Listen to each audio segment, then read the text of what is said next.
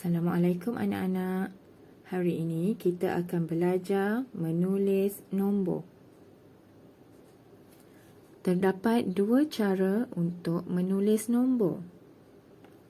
Cara yang pertama ialah menulis nombor dalam bentuk angka. Cara yang kedua ialah menulis nombor dalam bentuk perkataan. Baiklah, nombor yang cikgu tunjukkan ini ialah nombor 351. 351 ditulis dalam bentuk angka ialah begini, 351. Bagi nombor 351 pula dalam bentuk perkataan, bentuknya begini, 351. Cara mudah untuk kamu bezakan nombor dalam bentuk angka dan perkataan ialah nombor dalam bentuk angka ditulis ada bentuk 3, bentuk 5, bentuk 1. Menulis nombor dalam perkataan pula ialah kamu eja 3, eja ratus, eja 5, eja puluh dan eja 1. Sekarang cikgu akan ajar kamu bagaimana cara untuk menulis nombor dalam perkataan apabila diberikan nombor. Mula-mula kamu perlu sebutkan nombor yang diberi. Sebelum ini, cikgu pernah ajar kamu bagaimana cara menyebut nombor, bukan? Okey, mari kita sebut nombor ini.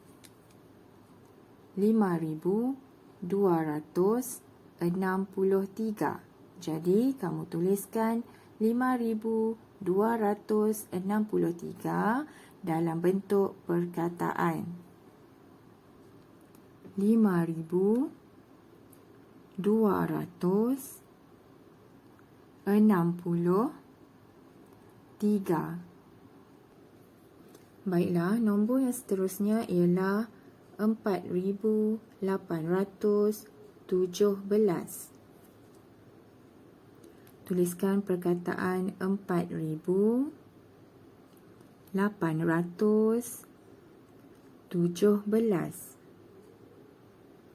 Contoh yang seterusnya ialah nombor 3,600. Tuliskan dalam bentuk perkataan.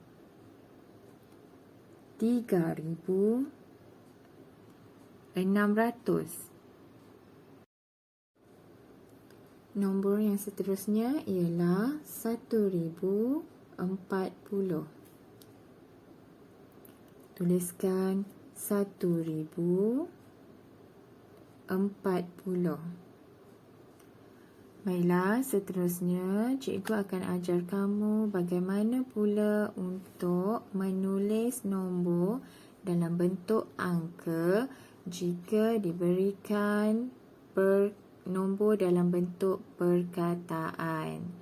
Contoh yang cikgu beri ini ialah 2,316. Untuk tulis dalam bentuk angka, kamu perlu baca nombor yang diberi dalam perkataan ini dengan betul. Perkara pertama yang kamu perlu lakukan ialah bulatkan tempat yang berada di hadapan sekali, iaitu tempat ribu. Bila yang di depan sekali ialah ribu, jadi kamu tahu tempat ribu ini nombor dia ada 4 tempat. Bermula dari tempat puluh,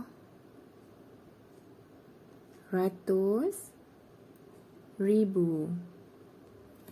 Jadi kamu lihat pada perkataan ini, ribu ialah 2,000. Jadi kamu masukkan angka 2 di tempat ribu.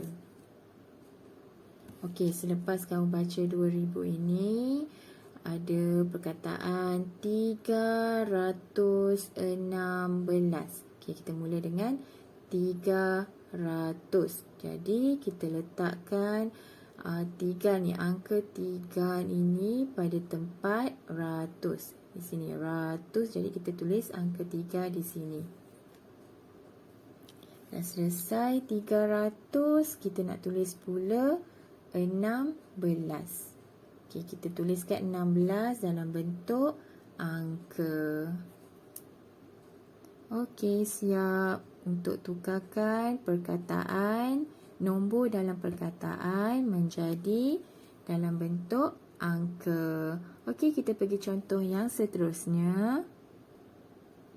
Okey, contoh yang seterusnya ialah dalam perkataan 6004.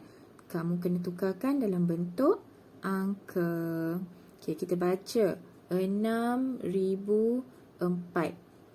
Tempat apa yang paling hadapan? Tempat ribu. Kamu bulatkan. Okey, lepas bulatkan, kamu tahu ribu ini tempatnya mesti ada 4. Seperti contoh ni, 10, ratus, ribu. Jadi tempat dia ada 4. 10, ratus, ribu. Jadi ribu ini 6. 6,000. Jadi letakkan angka 6 di sini. Angka 6 di tempat ribu. Okey, selepas 6,000 ini ada perkataan 4.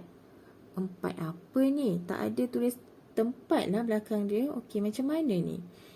Okey, kamu lihat ya. 6004. Tak ada pun sebut untuk masuk ratus ni berapa, puluh ni berapa. Dia sebut 4 sahaja. Okey, kalau macam ni bermaksud dia tak ada sebut ratus, maksudnya tak ada angka lah di tempat ratus ni. Angkanya ialah sifar. Begitu juga dengan puluh. Puluh pun tak ada disebut, jadi puluh ni kita letakkan angka sifar. Dan akhir sekali 4. Okey, ada 4 tu, jadi 4 tu ialah sah. Okey, dah siap. Angka 6004. Okey, contoh yang seterusnya ialah 8,200. Sama macam yang atas-atas ni juga. Apa tempat yang paling hadapan? Ialah 8,000. Ribu, tempat yang paling hadapan. Ribu. Kamu bulatkan ribu. Jadi kamu sediakan tempat sehingga ribu. Mula dari tempat sah. Kemudian tempat puluh, tempat ratus dan tempat ribu. Okey, dah siap tempatnya. Kamu boleh masukkan angka. Angka apa? 8,000, jadinya angka 8 di tempat ribu. Kemudian tengok semula pada perkataan ni 200. 200. Apa tempatnya? Ratus. Okey, jadi masukkanlah angka 2 di tempat ratus. Tapi ada lagi tempat di sini. Kosong, tak ada. Dan di sini pun tak ada disebut. Okey, jadi bila tak sebut, kamu hanya letakkan sifar. Okey, dah jadi nombor 8,200.